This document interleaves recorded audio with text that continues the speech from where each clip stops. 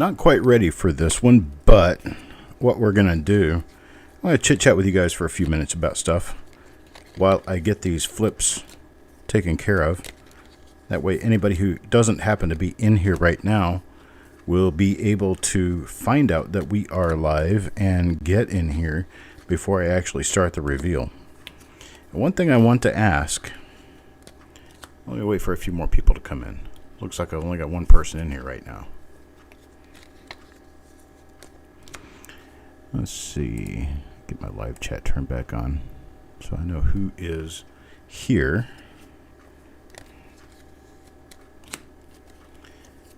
And for anyone to comment, then I will get started on what I was going to say.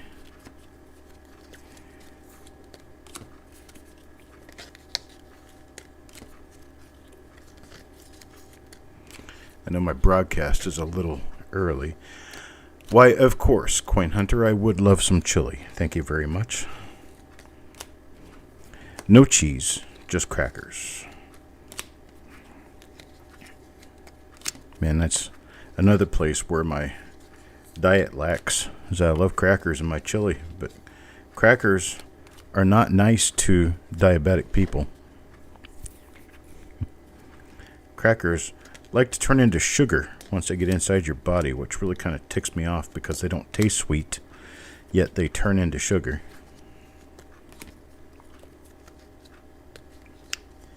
Wheat crackers are the same thing. They still have, if they have carbs, they have sugar. It's all processed flour.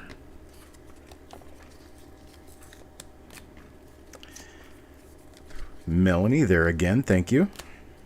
Hello. So I wanted to ask the conglomerate of people who come here on a regular basis, if you were to suggest something that would improve how these reveals are done, or what we are doing with the reveals, what would you suggest? What would be your suggestion for a way to improve how we do? Now, you can say anything you want to say. This is open. I've opened myself up to criticism, so that's fine. If you want to criticize how it's done, do so gently. However, criticism is sometimes how you improve things. So I want to see what you think. You turned off the last video you missed. And here you go. You're in another one. You're in the limelight now, Randy. Now you are being recognized by the teacher. Randy, if you were to improve anything you wanted to improve on these reveal shows, what would that be? No, Mac, I'm saying quality, quicker, anything or everything. Anything that you can see that's inefficient, anything you can see that you don't like, anything that you wish you could change, anything around. I mean, this was my invention, and it really has kind of progressed more or less the way it has out of some form of need.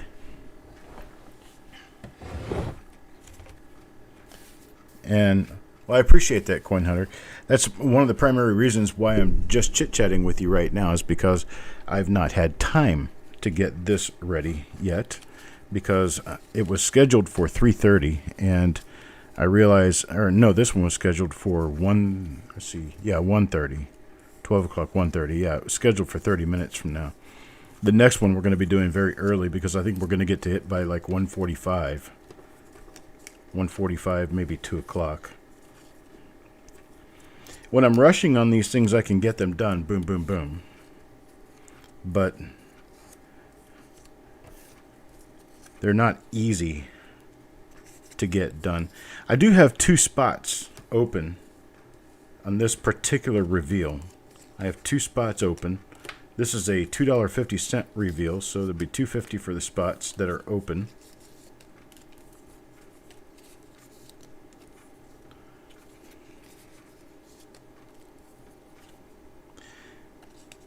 Yeah, you got to be right about that. Prefer the random order of the names.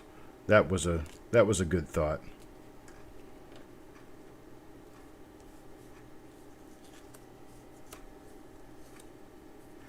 Okay, more time spent on the discovery. Okay, that's perfectly understandable. The thing is that with the discovery, I think what can you expound on that a little bit by letting me know if you wanted me to just have you look at the coin and you tell me what you think it is, or are we talking about? Because what I try to do is I try to get through the thick stuff to get to things that are of mention that we can talk about, and then I stop and I talk about those things. I have been doing this for a long time, yes. In that, you guys can learn more about how to search a little more quickly by using the methods that I use to go so fast. Now, as for what you're looking for or what we're looking at, I could slow down in explaining it and explaining what I see and what I don't see on different coins. That might help us. So that I will take to heart.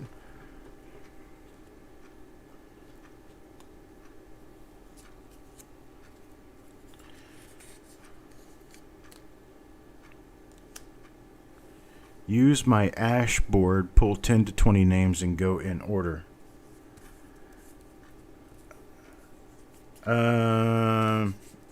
Mac, can you help me with that?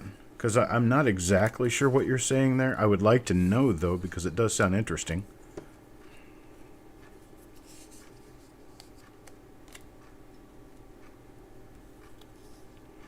Look at that beautiful roll, just waiting to be opened. Waiting. It's been waiting for a long time. Thomas Murphy says he'll take the 2 spots. So I've got 2 spots coming up that will have no name. Those will be Thomas Murphy's spots. And I'm like 1.5 minutes away from being able to open this roll and get us started. So thank you for your patience. Randy. Oh, wait a minute. I'm sorry. Thomas Murphy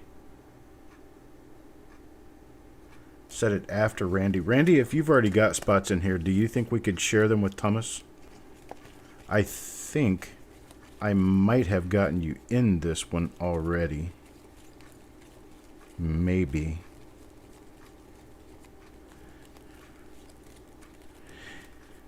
No, you're not in this one, Randy. How about this?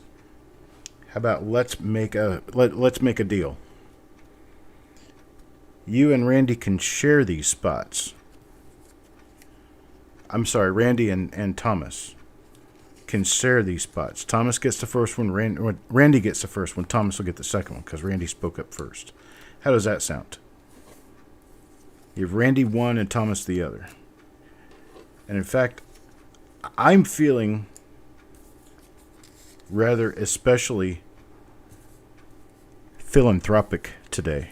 So I am going to give the first spot to Randy, and I'm going to give the second spot to Thomas Murphy. That way you guys will be involved in this one and won't even have to pay for it. I do have 3 spots available on the next one, but we'll talk about that during the next show. That way I'm not taking up even more of the time from this show to talk about it. We'll deal with that bridge when we come to it. I am very close to being finished here, ready to get going. And that time would be right now. I've got all of these stuffed and ready to go. Let's see. Bill 457, hey, how you doing? I haven't seen you in a while. Let's see. Okay, yeah, so the first spot in here that is an open spot, which will be an underline, will go to Randy, and the second one will go to Thomas Murphy. And I'm not going to go through making invoices for these. You guys will just get these for FREE. F-R-E-E. That's a good price. Free.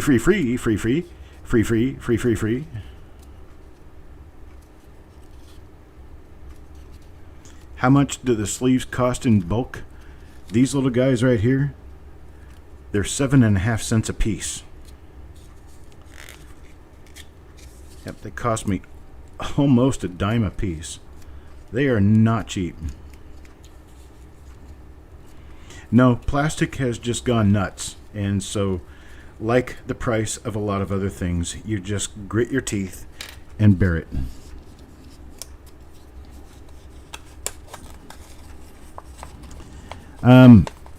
Bill, I think I'm going to start emailing weekly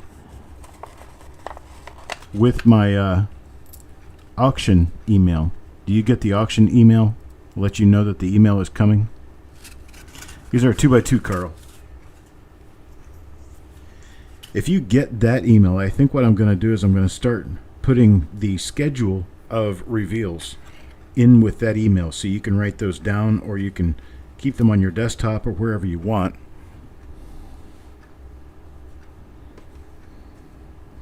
Yes, these are good for long-term storage. Any of these that sound like, okay, I'm going to do this on camera, like that, to just flip it. Now I'm going to do it next to the microphone so you can hear it really well. Any of them that flip like that are going to be non-plasticized, archive safe. They're the hard, brittle ones. The ones that are softer and fold much more easily, those are the ones I'm looking to see if I have any of those around here. Generally, I get rid of them as fast as I can. I don't have any of them here. But those are the plasticized ones, the ones with PVC in them.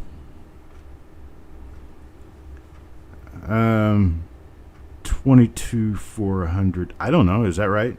Yeah. Yeah, something like that. Yeah, they don't come cheap. I get mine by the thousand. They cost me about $78 a thousand. All right, so we are ready to go.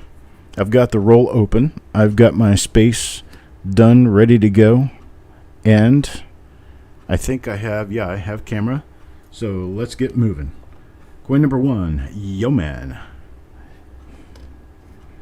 Yo Man gets this 1958D. Let's move this out quite a bit so that we can see a little bit more of the surface of the coin at once.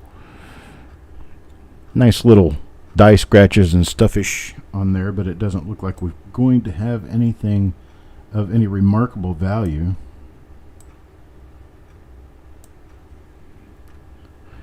Not so far. A couple of little die cracks. One on the 1, one on the 9, and one coming off the 5, it appears, unless that's died, that could be coin damage. A couple of little hits here and there. We always look for doubled eyelids. No doubled eyelid here. Doubled eyelids are not something you're going to find on 58D commonly. 58D is also not known for double die reverses, so we're going to check the first 10 coins. Anything after that, not really worried about. Don't think we're going to find anything on them. What we're looking for is doubling with separation or without separation in the E pluribus unum. E pluribus unum is generally where you're going to see your doubling. It's going to be extra thick. Your little dots there are going to be egg-shaped and elongated instead of just round. And we look here. This is the center of the design. And in the center of the design, we're looking for any step doubling in any direction that's going to have any sort of notching at the corners. It's going to have to be something with character, something that pops out in relief, and we don't have anything like that there. Also look at the stems on the wheat, see if there's any real extra thickness there. This is normal. Extra thickness, that'd be a lot wider than this. And so that's kind of what we're looking for in the way of double die reverses.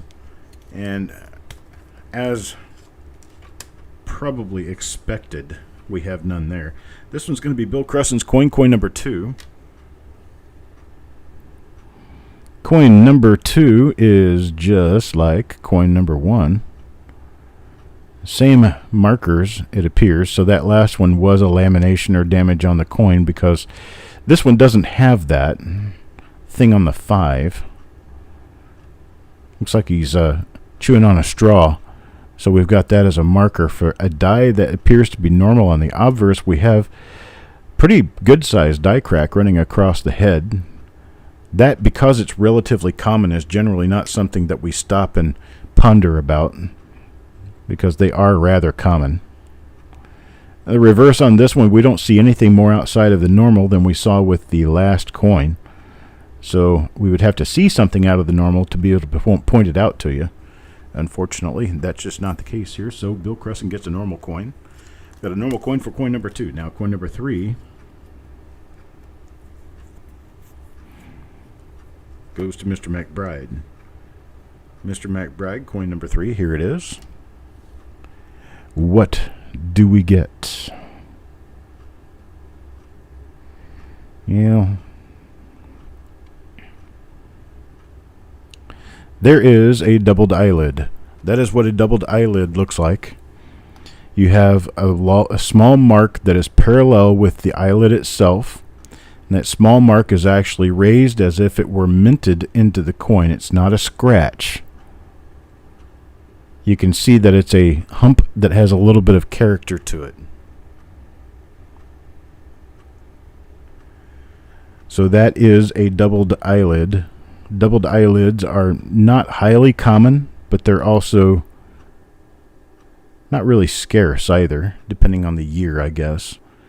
58D is relatively common for doubled eyelids. This is a doubled eyelid, doubled die. I don't know if there is one listed already, but if not, then we'll of course get this one listed. But this one's going to Mac McBride, Mr. Joe. And I have nothing else here. On the obverse, let's check the reverse real quick. I'm just going to dance through this real quick because we are still looking at a time constraint.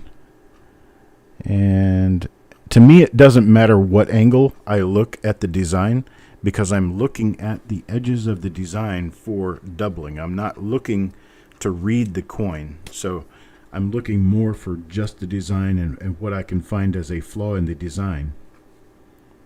Coin number 4 now, Thomas. And number 4 is the same as number 1 and number 2.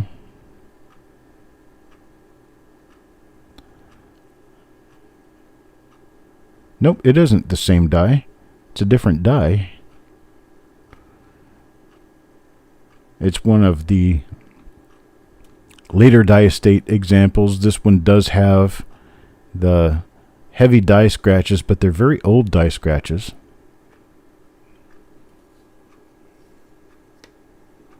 All over the place. And check the areas that I most commonly check on a wheat reverse for any doubling, and there's nothing there. No doubling, no doubling. Everything looks normal. After a while, you start getting used to the design, used to what the design looks like on the Lincoln Cent. You get so used to it that, oh, check that out. That's pretty cool. That's that die that has the really strong die gouge from the D to the vest. It is not an RPM. It is merely a die gouge, but it is a very well-placed die gouge. It's very cool.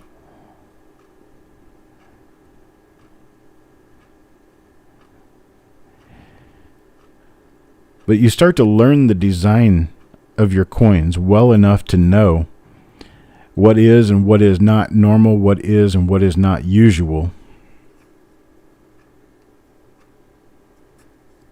And the stuff that you find while you're going through coins tends to resonate as being, oh, this is common, I've seen it plenty of times before, it's not going to be a big deal. You also learn the shape of the letters and learn when you see thick letters.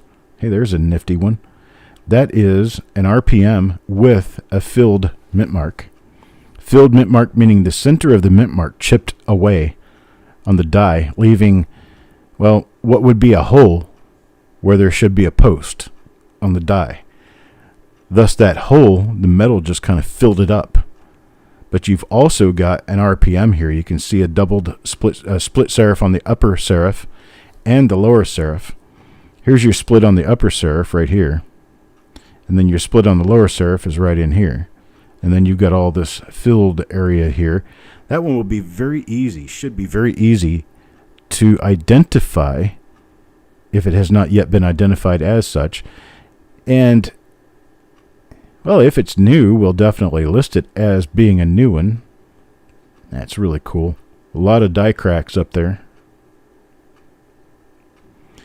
All right, we'll check the reverse on this one real quick. This particular coin belongs to Bill Crusson. If it does turn out that this is new, when we change your flip insert to show the die number for the RPM, we will annotate that it's a new die. And when it was found, which will be 8 of 21, and if yours happens to be the nicest one, okay, this was the first one, that's going to Randy. Write it on there really quick.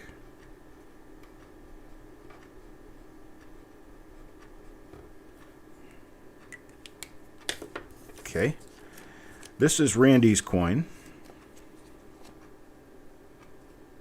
I need to take care of there we go.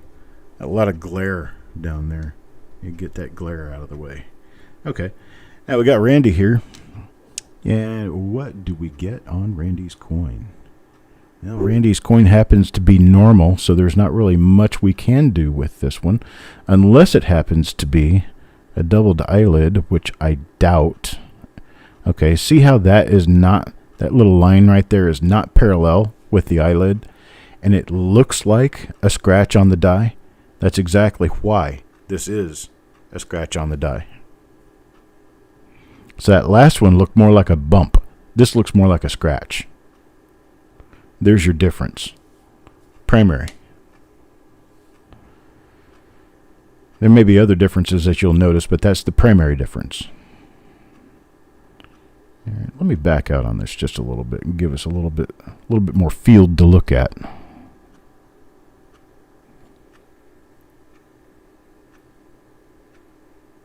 There we go.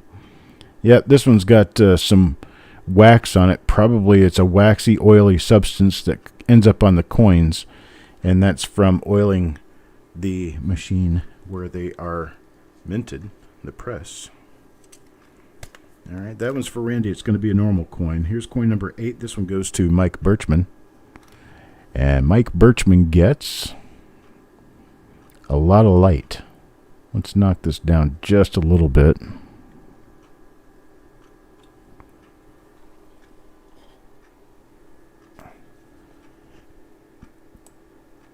There we go. That's got to be too dark.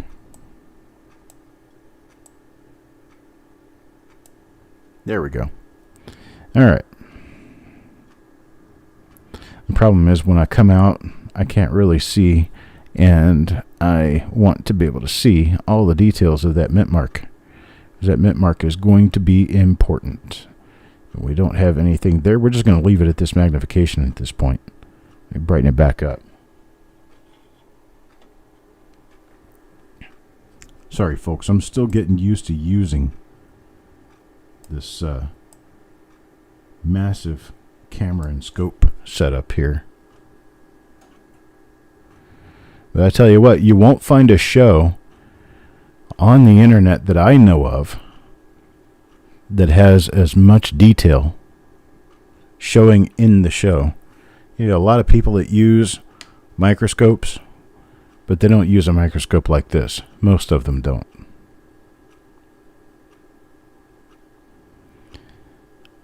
All right. Not where you can see every little die flow line, every little flaw. Yeah, these coins are very shiny. They are very nice ones. This is indeed a very nice roll. Definite possibilities for some high grades here. Now, high grades are going to mean a lot because they do go for good money. Well, this one's for Eric, Mr. Buyer. And he has his own personal cheering session with him here. His wonderful wife, Melanie, who I will get to meet someday. Someday. I'll end up traveling to Florida at some point.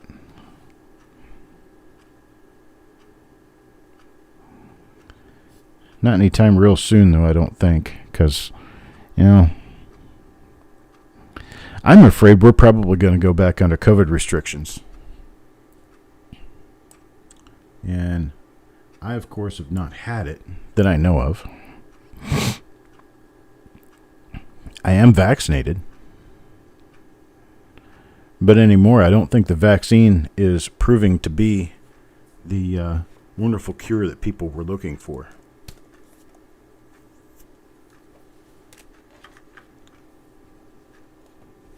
Here's coin number 10. Carl?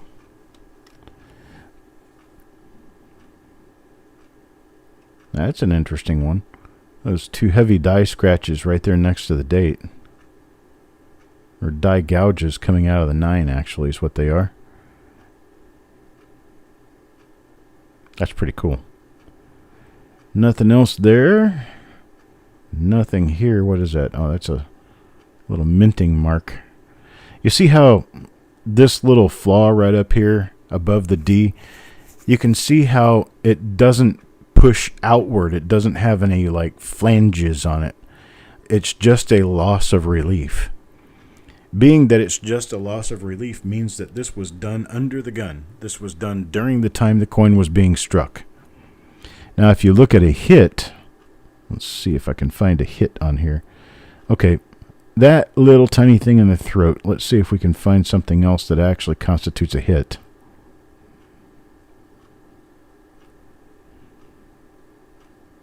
If I can find one. Doesn't look like there's much of anything for hits on the coin.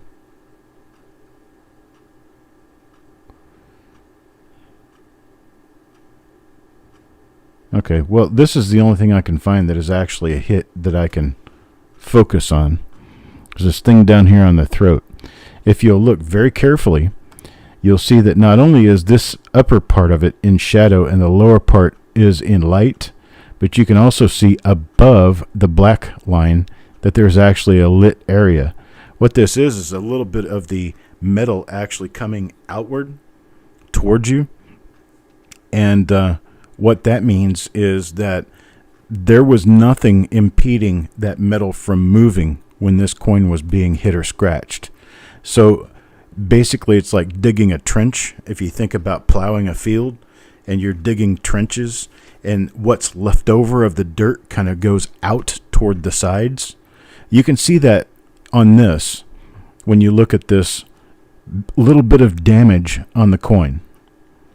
But when you look at this up here, that stuff is not visible. Let me turn my gain up a lot so you can see this. Okay, I'm not getting very far with that. Let's try this. Okay, so what you see here in this area is you see a lowered section of the coin that doesn't have any extra metal popping away. It's not like I plowed through this. This was done while there was something retaining this area, keeping it from moving. That would be the collar when this was struck. That's how you can tell a struck through, which is what this is. This is struck through obstruction, from the more typical damage on the coin, which is what this is. Turn my gain back down. Because you can see that little flange of extra metal on the top of the scratch, and you can actually see a little bit on the bottom of the scratch, meaning that that metal was actually, it was actually plowed out of the way, opened up and plowed out of the way. By a hit, I mean bag marks, I mean scratches, I mean anything done to the coin after it left the minting chamber.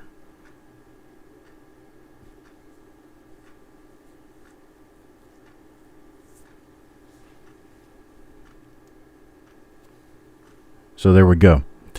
That's so you understand and know a little bit more about how to detect the difference between a struck through and your typical. See, I wanted to let you know that because of what this is. That's not damage on the coin. That is actually struck through at the mint. But that's the only reason I really went through telling you about that, so you could detect it yourself and understand exactly what you're looking at. So that's Carl's coin. Now we're going to coin number 11 for Deanne. Deanne's coin will look exactly like this.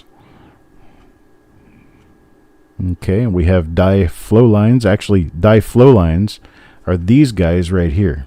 This is die flow lines. This happens as the die wears out from being used. These are die scratches. These die scratches are put on there by an emery board or some other polishing mechanism that they use at the mint to try to wipe off any stray marks on the die. And you can see how there's die flow lines going through the die scratches. That means these die scratches are old, and the die flow lines, the die has had that much wear since the scratches were put onto the die. You can see there's a die crack running right here. There's a die crack running right here and down here.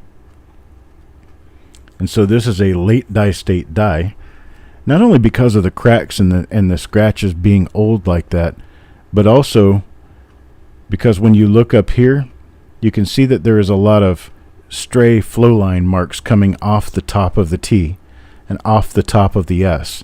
And what those are is the outer edges of the letters tend to chip away with the movement of the surface of the die during strikes, and it chips away most of the chipping happens toward the edge of the design. So you're seeing that down here you're still kind of sharp, but up here you're not sharp. It's actually chipping out. And that happens mostly during late die state. Mid to late die state is where that occurs. Early die state, you will not see that at all. Very, very little wear on the die occurs during early die state. Early die state is typically going to be within the first 5,000 strikes from the die. Mid die state goes up to about 10 to 15,000 strikes. Then late die state takes over at about 15,000 strikes and goes up through about 500,000. From 500,000 on, you're in very late die state. That means that literally half, this is a minor RPM right here. I'll pull it out. We'll set it aside. We'll see what we think about it. You can see the concentric die scratches there. Too much going on at once. Let me go back to what I was saying. That with the very late die state, it mints about half of all of the coins from a die pair that has a full life. And so about half of your coins are very late die state. This is a mid die state, this one right here. Mid die state because your lines coming out of the tops of the letters are very thin, very underformed, and you have very nice sharp edges to the letters on the outer edge toward the rim. Now, on to what we're talking about with this particular coin. This is concentric die scratches. Concentric means going around the center. And concentric, in this case, means that they're going around the center of the design. The center of the design is the back edge of the jaw. I'm going to back out just a little bit so I can show you a little bit better. And let me turn my gain down so you can actually see this.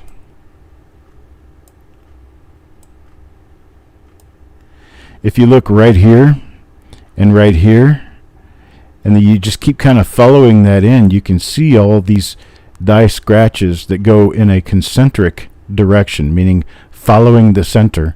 You'll find out that this right here is the center of your design. It's kind of like looking at the cloud striations on the center of a hurricane. You find the eye eventually. Well, this is the eye of your hurricane. This is the very center of the design, which is the very back, the highest relief on the back of the jaw.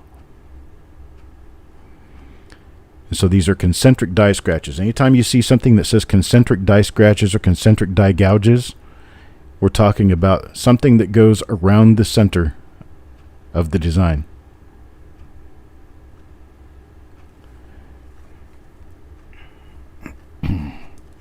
Brandon! There's my bro friend, Brandon. Yeah, the number of coins per die state is going to be different for the different series coins Basically, the different sizes. We've seen this die before. There's not really much of a reason to get deep into depth with this. We've seen that die gouge coming off the bottom of the 9 before. So this coin is going to have all of the same design characteristics as the coin that we saw before from this die. The one thing that does change, this one does not have the struck through above the D at the rim. That's because that is a coin-to-coin thing. It's debris on the die at the time the coin is struck that gets struck into the coin and falls out. Once it falls out, your next coin struck will look completely normal.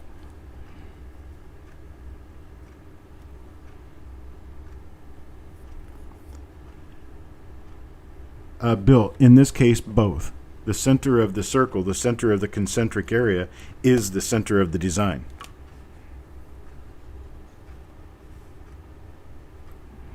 So concentric die scratches mean they're going around the center of the design.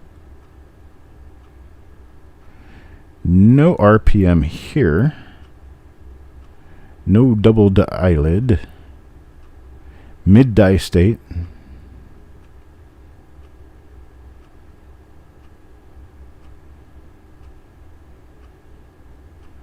And see how the waviness to the pattern of the die wear?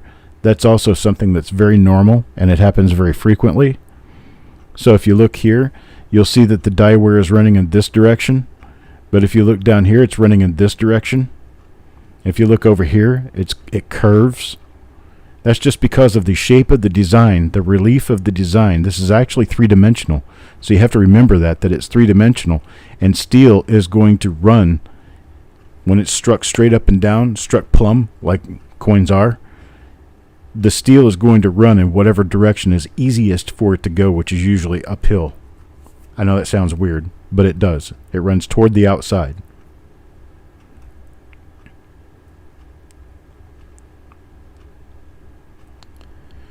Nothing else on this coin.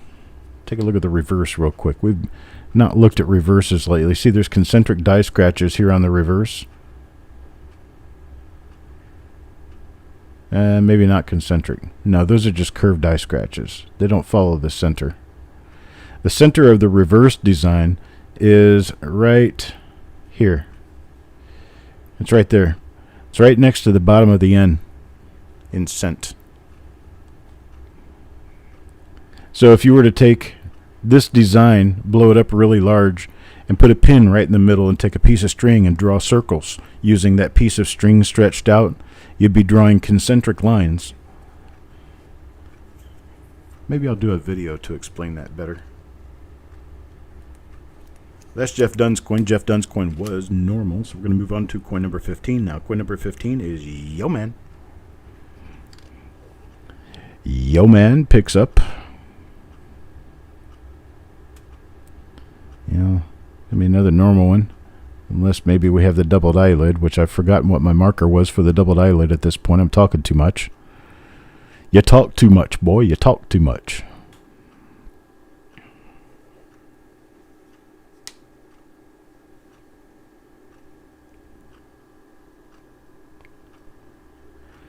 I don't know how many coins are struck per second or per hour. Although I know I have read somewhere that a die can strike 1.5 million coins per day. But I don't know what a day is. I think I remember something else. Don't mark me on this, but I do believe I remember something else saying that the presses could mint 6 coins per second. I believe that's what I saw. 6 coins per second. It's faster than you can really watch. They actually have to slow video down so you can see the coins leaving the chamber, because otherwise they spit out like a machine gun. It's faster than it used to be. I can tell you that. Back in the older times, I see we've seen that die before, so there's not really much reason to spend a lot of time on it. We know that die now. The more dies we can know in a roll, the faster we can go through the roll.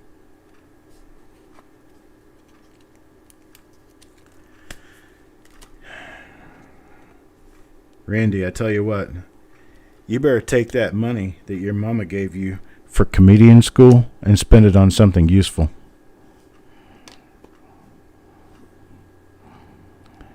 I love you, man. I play with you. I gotta mess around with people, I tell you. I like doing it. It's fun. That's what makes me the Bob Ross of coins, right? Like to play around.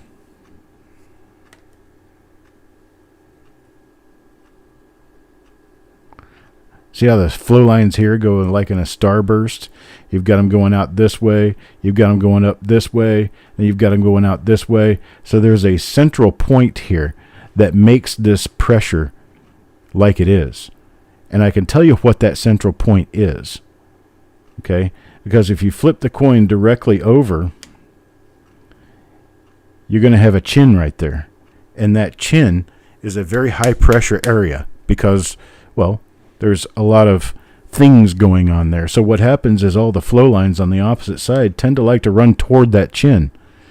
And right there is where your chin is. The date would be, if you had the date on this side, it would be right over here. And so the chin is right up in here. Then the nose is up here. You got to remember, you're going backwards. Right? Because you're talking about an opposite.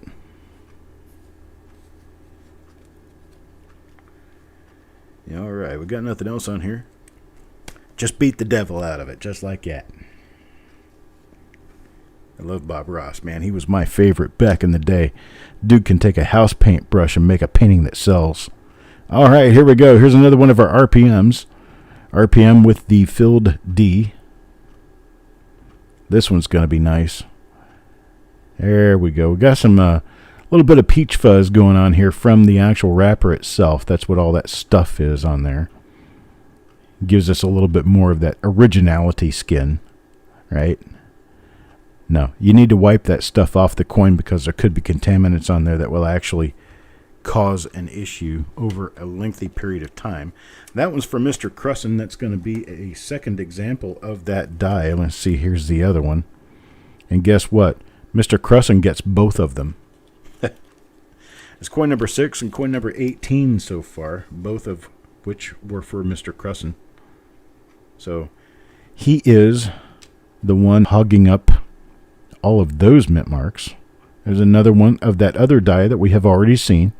Now see, as you're going through and you're looking at boom coin, boom coin, boom coin, you can see that. You look at the date first, boom, right there. You know you've seen that die before. You don't even need to worry about it if all you're looking for is die varieties, which is what I do.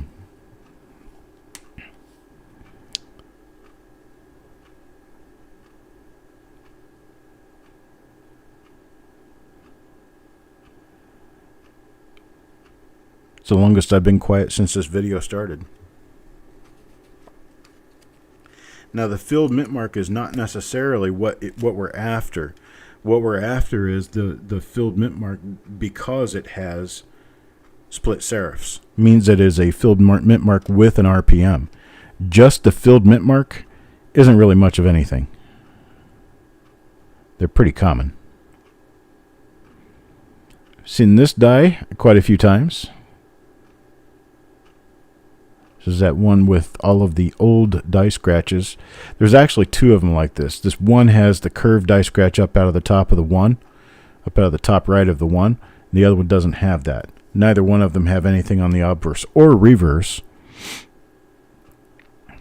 to really be looking for.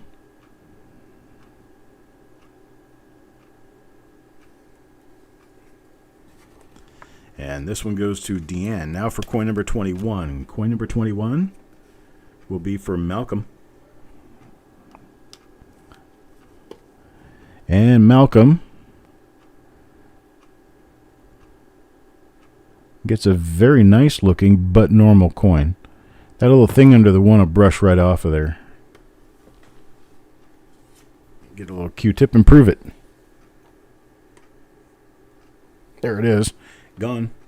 Boom, boom. Lifted it right off there. A number of these little flecks that you're seeing are just little things laying on the coin that'll come off. Now that right there is a stain. What's between the S and the forehead? that is a stain on the coin. That will not come off safely with any method. Any method that would change the color of that spot is going to change the color of the rest of the coin. That, folks, is called cleaning, and you don't want to do that. Because when you clean your coins, you make them valueless. Instantly valueless. See, this is the other one that has the strong die scratches. That is not the one that has the curved die scratch out of the top of the one. This is the other die that I confused at first, which has nothing of value, nothing of extra value, nothing of premium value.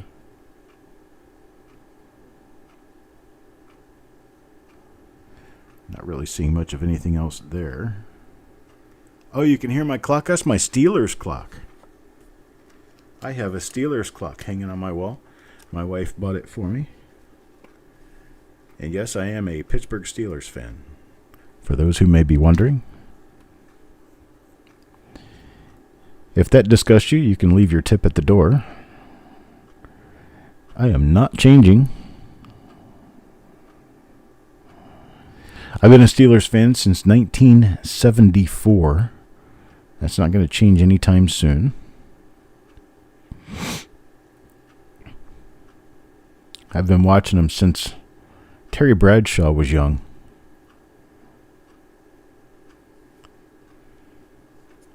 Hey, Jessica, we've got a relatively minor doubled eyelid, but this is 1958D. So a relatively minor doubled eyelid makes for a newsworthy story on 58D. And, well, that's interesting. A little bit of dye damage going on there, right near the center of the design.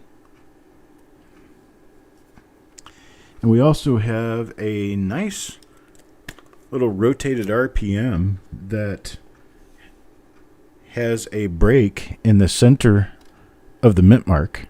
So the entire center of the mint mark is gone, all filled in.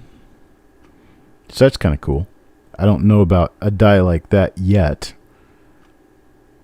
Jessica is the person with whom I can ask a question regarding any die variety, and she'll have a good idea whether it's listed or not before she even looks. And she is the queen of detail when it comes to looking at very fine details. See the missing top to the R, missing top to the B? That's what happens on the reverse design when you get a late die state. That design just chips out completely toward the rim. Leaves you little and nothing. There's a die chip. That's called a die chip, not a cud. A cud is at the edge of the design. Right at the edge, a piece of the die breaks completely away. This is called a chip, meaning that little pieces of the die have come out due to stress. Pieces of the die chipping out and a piece of the die breaking off the edge are two completely different things with completely different values.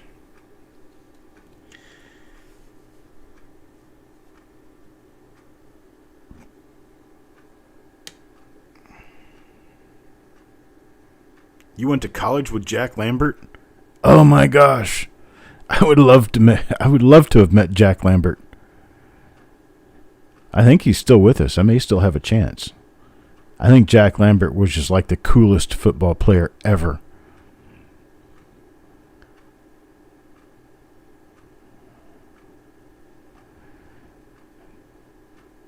In fact, I like pretty much all of my Steelers from the 70s.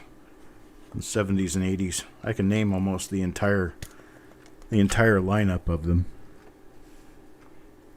Thomas here. See what Thomas gets. So we do have the one doubled eyelid to watch for. I only seen one copy of it so far. So since I've only seen one copy of it so far, it could be a little scarce to find in this particular roll.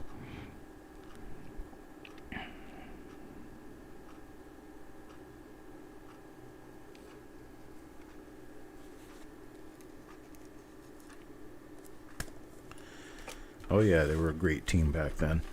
Not as good now as they used to be, but they have chances. Okay, now this one's going to go to Thomas Murphy.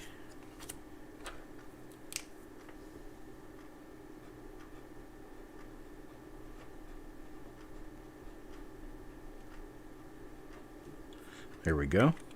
There's your welcome to the family present right there. We don't know what's on the coin yet. I hope it's an RPM. I hope I got something I can give you that's good. Let's see what it is. Well, nothing there. And it's not the eyelid either.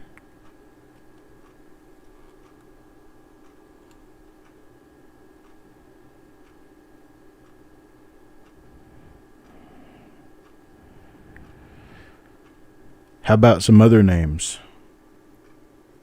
Rocky Blyer. Right? Franco Harris. Jack Ham. Some names for you that you don't hear every day. Hey, there we go. This one's for Go Wi-Fi. This is one of our doubled mint marks here, one of our RPMs. You can see the split on the upper and the lower serif, along with the entire area of the center of the mint mark busted completely out.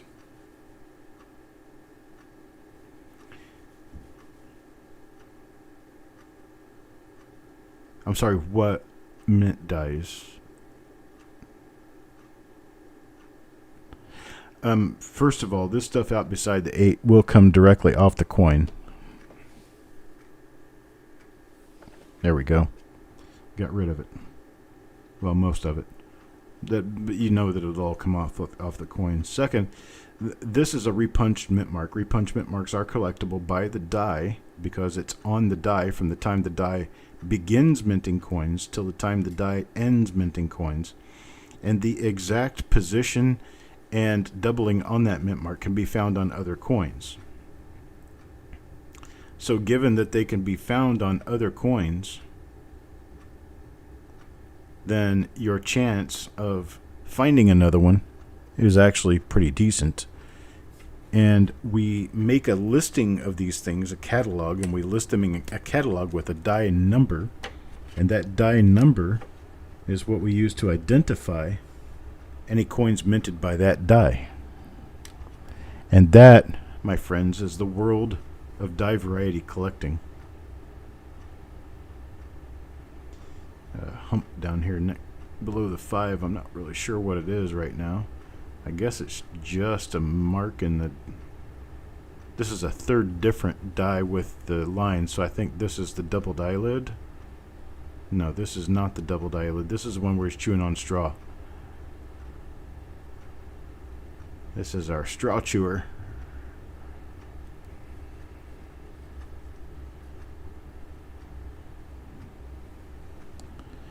Well, hello, Melissa. Welcome to the hobby. Welcome to Copper Coins. Welcome to the family. Stick around. You might learn something new. This is a rather advanced discussion. However, I have been reminded that I am a teacher. Being that I'm a teacher, I need to stop and teach and not just try to get through things quickly. This is our doubled eyelid right here. There is another example of the doubled eyelid.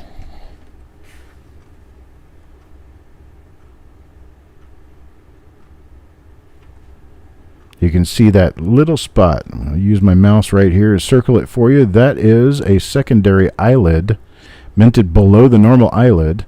So this is an offset hub doubled die. Offset meaning it is moved from one hubbing to another to the north, south, east, west, or some other cardinal direction.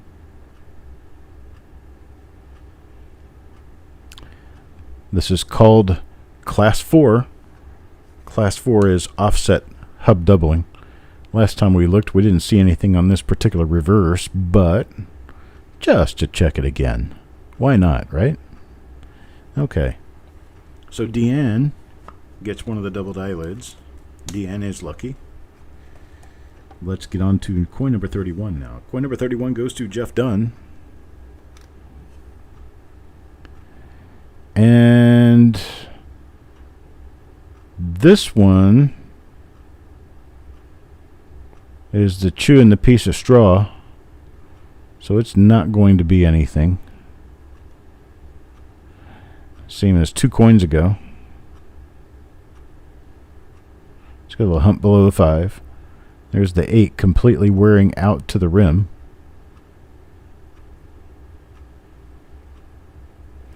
That's it for that one. That's Jeff done.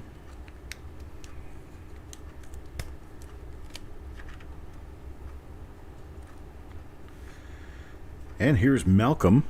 One for Malcolm. Let's check and see what we have here. Well, and this die is familiar to us. We have a few of these that have these die scratches all over the front of the face and vest. And this one is no more valuable than any of the rest of the coins in the roll because there's no die variety on it. Die variety different from error. How die varieties are different from errors is this. Die varieties are doubling or some other accidental design flaw on a die at the time the die was created, which transfers to the coins minted from that die, from the very first coin minted all the way to the very last coin minted. So if you have doubling on a die, that doubling was placed on that die prior to the die being put into service, and every coin minted with that die has that doubling. This, folks, is a die variety. An error is something that happened to the press, happened to the die, or happened to the planchet as a mistake and was struck into, onto, or as a part of the coin, resulting in a coin that is different from the average coin, from most other coins. Not a die variety, but an error. One error in particular that I can use to differentiate die varieties from errors is a cud, where the edge of the design actually falls completely off during minting of the coins. What it results in is a raised area of metal around the edge of the design of the coin, and it'll be look like a big bump with no design. That die would have started minting coins as a normal die. You would never know that there was going to be a cud develop on that die after so many X number of strikes. It would be very difficult to nearly impossible to trace that cud all the way back to an early die state and find a coin that was minted in the beginning of that die's life that turned out being the same die as your cud. So to that effect, a cud is a die error, whereas a doubled die or a repunch mint mark is a die variety. Major skull crack would be another type of die error. Hello, pizza guy. The pizza guy. You're not cussing, are you?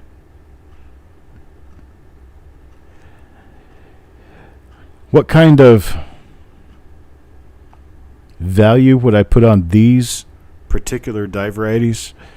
The doubled eyelid, I'm going to say in full mint state like these coins are, we're looking at probably an $8 to $10 coin.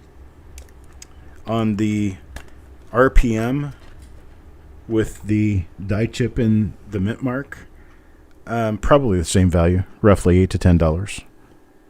And that's for a 64, 65 coin. If you get a higher grade, of course, your grade is going to overcome the value of the variety. If you have an MS67 red, your value for the coin is going to be higher than any premium for the variety. So the variety would be worth about the same amount of money as the coin itself without the variety. That's for almost all varieties. The cherry picker varieties, the really, really nice varieties, they have a different set of values. Things like the 1955 double die, that has a different set of values than the normal coin. So it's not like you're taking the value of the normal coin and making some adjustment to it for a premium value. Those have a completely separate market. So those don't follow my little example here.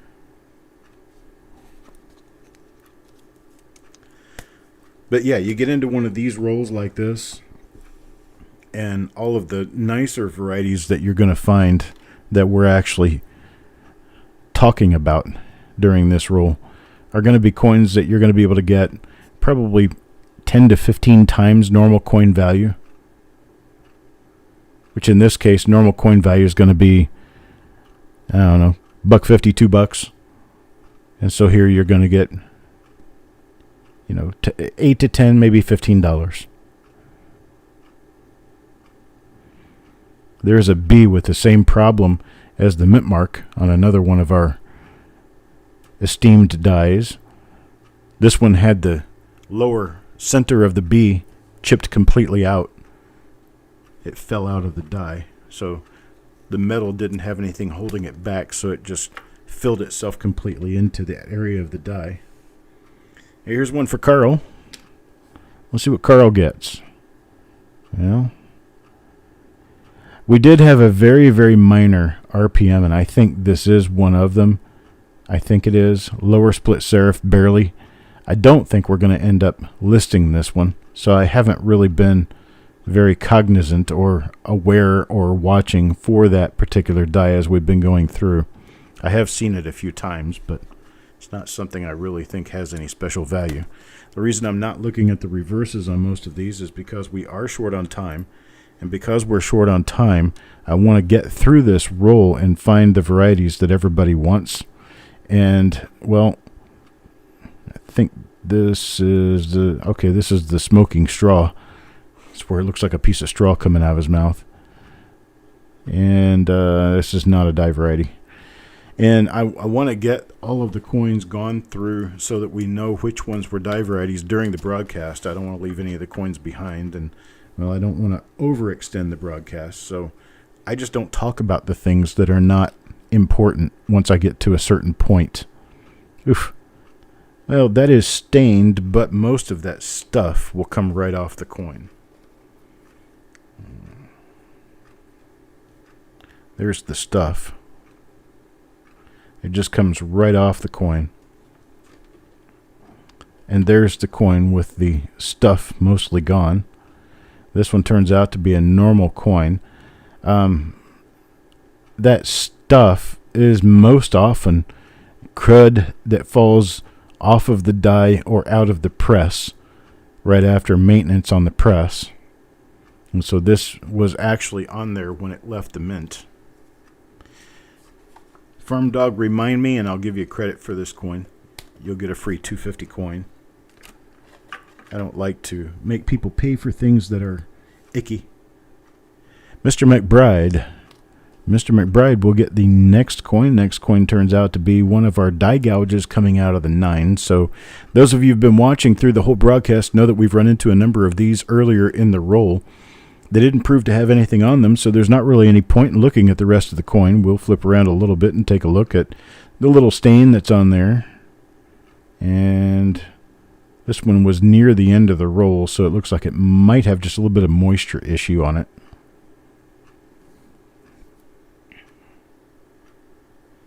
Yeah, this roll has started to turn out to have a lot of crud from the press. Just grit and grime, basically. That came straight from the minting press.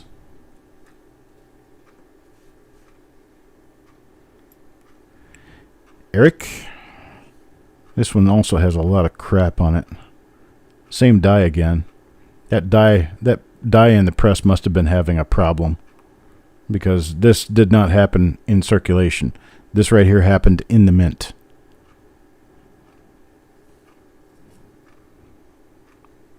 But it's kind of really icky. Eric, you'll get a credit too. Just almost a mint error just by the fact that it's really grimy. See, this is a different die. And it doesn't have all that crap, but the machine, some part of the machine during minting was having an issue. This is one of our doubled eyelids here. And so this one is going in the variety pile. It's for Mr. Marshall. Doubled eyelid. You can see the extra eyelid right here.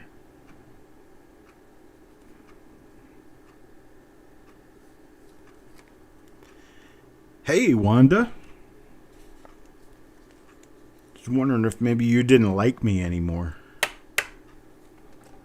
You're not my friend anymore. Okay, Pizza Guy, it isn't actually a donation because what you're doing is you're purchasing the coins. These coins that go out to the that I'm showing here, like this one for Yo-Man, this coin right here is the coin that I am sending to Yo-Man. So you're purchasing the coins prior to the opening of the roll.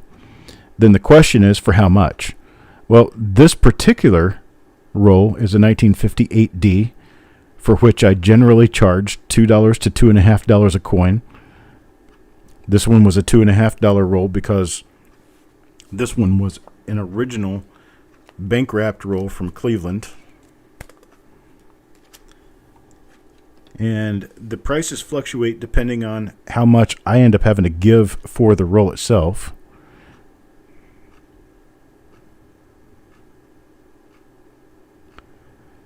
And so some of the coins in the rolls that I open are $1, where some of them get up to $15, $20 per coin. We're talking about like BU rolls from the 1930s.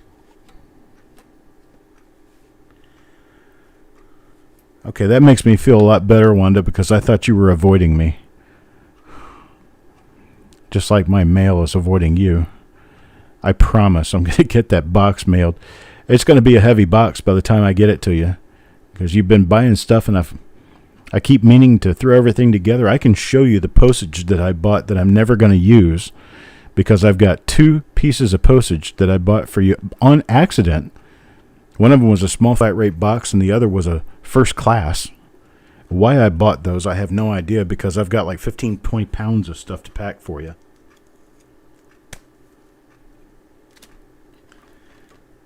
Yep. And additionally, Bill also mentions there is no game here. This particular thing is not a game. This is more of a lesson in coins while we find good stuff for your collection. Some of it turns out to be not so good. Some of it turns out to be excellent. I mean, I've been through rolls where I've charged people $5 for a coin, and we run into a $100 Cherry Picker's Guide listed major die variety, and yes, that coin belongs to them already. I don't keep those. So if we find a $100 coin for you in these rolls, it's yours. It isn't mine. You've already bought it. So Adam Connor gets the last coin in the roll, coin number 50. And coin number 50 turns out to have some nice toning on it. Right there on the end of the roll, you can see the different colors on this coin.